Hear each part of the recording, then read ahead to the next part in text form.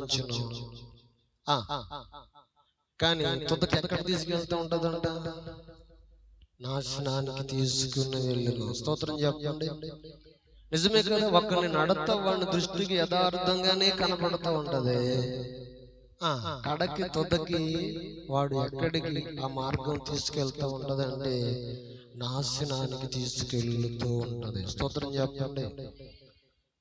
అయితే ఈ రోజున పరిశుద్ధాత్మ దేవుడు అందుకే మాట్లాడుతున్నాడు. ఇర్మియా గ్రంథంలో ఏమని మాట్లాడుతున్నాడు అని అంటే 6వ అధ్యాయంలో 16వ వచనంలో ఏమని మాట్లాడుతున్నాడు అని అంటే, అందుకే దేవుడు ఇర్మియా గ్రంథంలో ఇర్మియా ప్రవక్త ద్వారా మాట్లాడుతూ ఉన్నాడు. ఏమని మాట్లాడుతున్నాడు అని అన్నప్పటికీ, మార్గములో నిలిచి చూడుడి, పురాతనము మార్గములను గూర్చి విచారించుడి, మేలు కలుగు మార్గము ఏదో అని అడిగి అందులో నడుచుకునుడి. స్తోత్రం చెప్పండి. ఏమని అడగాలి? అమ్మ పిల్లలు, హల్లెలూయా. నిజము పరిశుద్ధాత్మ దేవుడు అంటున్నాడు, మార్గములో నిలిచి చూడుడి,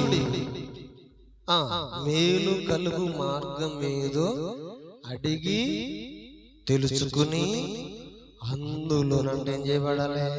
నడుచుకునుడి. ఆమె అంటే మార్గాలు అనేకమైనవి ఉన్నావని అర్థం. అంతే కదా, మార్గాలు అనేకమైనవి ఉన్నాయి. హల్లెలూయా. వారితో సహవాసం చేసేవాడు కొన్నాళ్ళు వారే వీరవుతారంట. తాగుబోతులు కావచ్చు, మరో విధమైన వ్యసన పరులు, వ్యసనపు మార్గములు కావచ్చు. నిజమే కదా, వారితో సహవాసం చేస్తే వారే వీరు అవుతారన్నాడు.